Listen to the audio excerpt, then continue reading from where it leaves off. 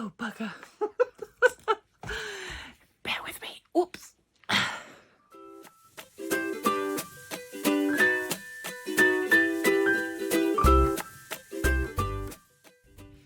Hi everybody. Of course, I'm not going to be able to do any cooking in the kitchen this week. I'm still on crutches, getting about much better than I was this time last week when my ankle gave out. Yeah, it's been a challenging week, but I can't complain. I've been able to work from home. I only had one day off sick. So I'm going to do I still want to keep up doing a video once a week on a Sunday by 7. So I'm going to just have a little look through this booklet. That's probably the easiest thing I can do when I'm spending most of my time sat in bed with my leg up. The leg is much better than it was. It really is. It's still quite painful if I twist it, and I can put weight on it as long as I keep it straight. Obviously using crutches to take some of that weight away because it can be quite painful still. But we are getting better, I'm sure. I'm confident by this time next week I will be able to drive my car and get about a bit outside on crutches. We'll see. Anyway, the book, I'm going to just take a look through it and take you with me. Bye. Going to have a little flick through this book while I'm in bed. Just as an aside, I bought this amazing book. Nothing to do with 1940s, of course, but I got this off Vinted. It's an absolutely beautiful book. Handy book of natural history for boys. I don't know why it's for boys, because I'm a girl and I absolutely would have obsessed over this as a girl. It's fantastic. It's an old book. It's kind of falling to pieces, but it's one of those things I'm going to be reading over this next week or so as I still remain with my leg up in bed. It's a lovely, just a little pamphlet really. It has got 64 pages and it's got, like I said, 122 recipes. It's got to be careful. It's obviously, I think this is one of the books I was donated by Newquay Zoo. They're all out on my shelf downstairs. But I read recipe books practically every single day. So anyway, this is broken up into different sections. So soups, fish, meat, savoury and vegetable dishes, salads, puddings, sauces, sweets and savouries, cakes, miscellaneous, and of course you've already seen the index at the back. Yeah, French Canadian pea soup, pea pod soup, Russian soup, and then we have fish, the meat section, which obviously I'm not that bothered, but of course that's history, isn't it? Austrian cabbage soup, Austrian spinach, and a whole host of interesting looking recipes. There was one or two I spotted the other day on here which I thought had funny little names. Let me see, Portman cake. Now, I've never heard of that before. That's just got the same sort of ingredients a lot of them have. Grated raw carrot, marmalade, jam, cooking fat, sugar, dried fruit of any kind. And there was another one here, just bear with me.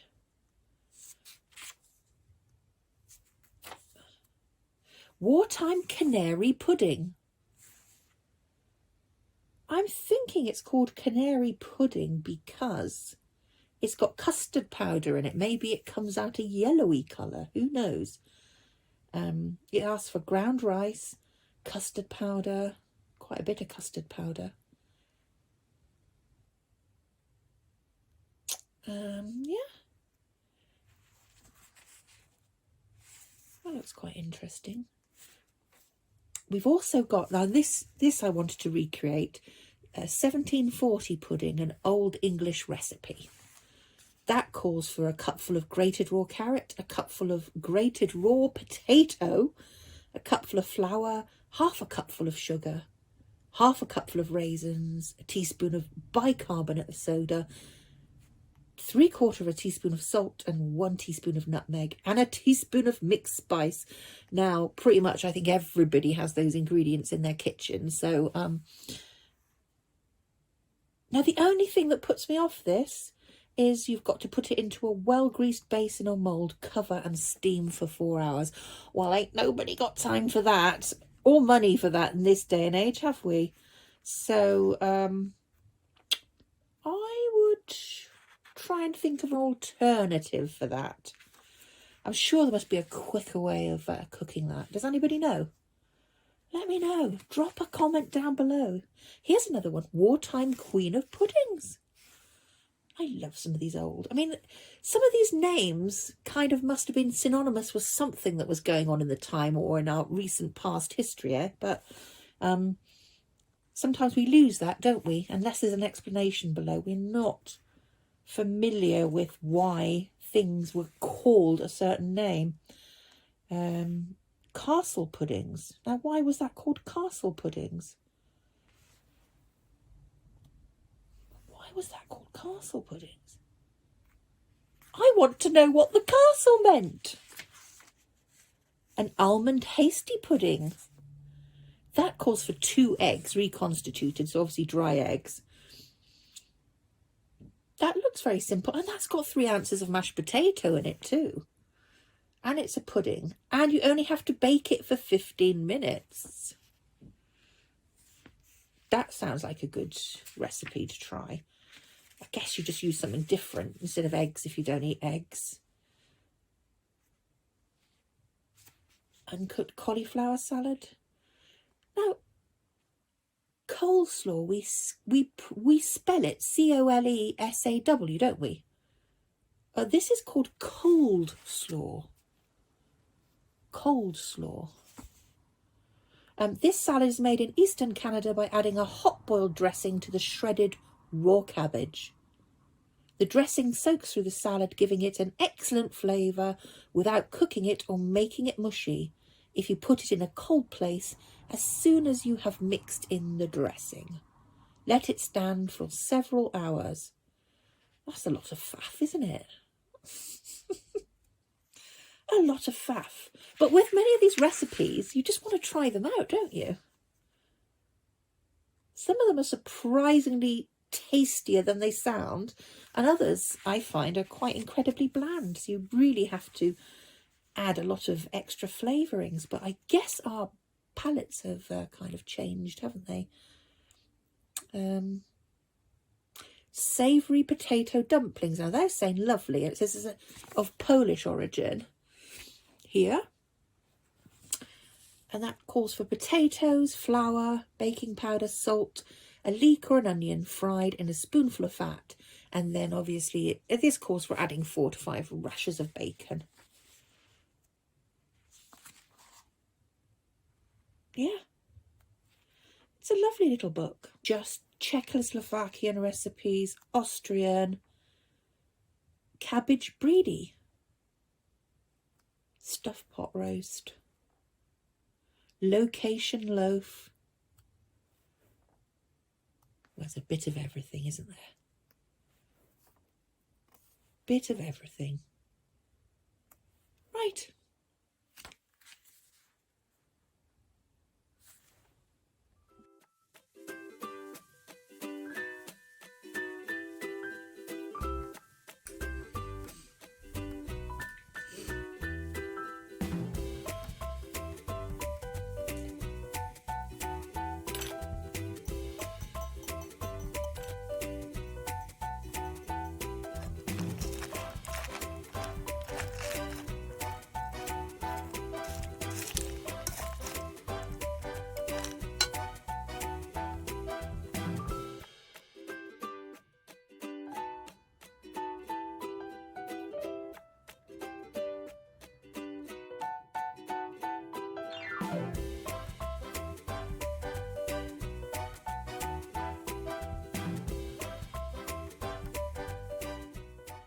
Got dressed today. I've still got no makeup on. I've not worn an ounce of makeup for a week now. 6 days. It's Saturday today. Where's the 7th day? Look how beady my little eyes are. And I'm dressed today. Absolutely dressed. And my leg is definitely feeling a bit better. I have rolled up.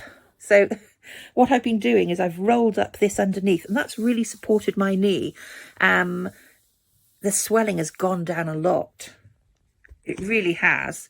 And I am wearing long compression socks today. Oh, dry skin.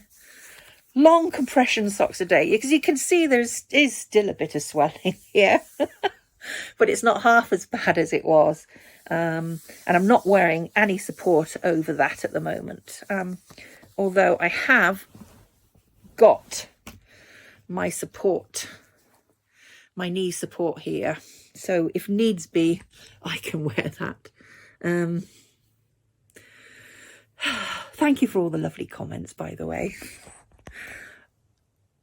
I think all I'm really worried about, if I'm honest, is not being able to go for long walks again, because walking out in nature and long walks where I kind of push myself a bit is what gives me something to, it makes me happy. It makes me happy. It's what I need in my life. So this has been a bit of a bit worried about it, but I think obviously I'm 58. I am going to get the rest of this weight off this year. It's more important now than ever, because obviously first of all, I don't want the pain, and I still want to be able to go out walking, and I'm sure that's going to happen. It's only been a week, and I think by this time next week I'll be out in the car and probably trying to have some walks outside with the crutches. I'll still be working from home from my bed with my foot up most of the time, but I have been sitting at my desk for short periods of time now throughout the day. 10 minutes here, 10 minutes there. So things are looking up. And like I said, thank you so much for being nice and sending me messages of support and all the comments left on my last video. And yeah, thank you.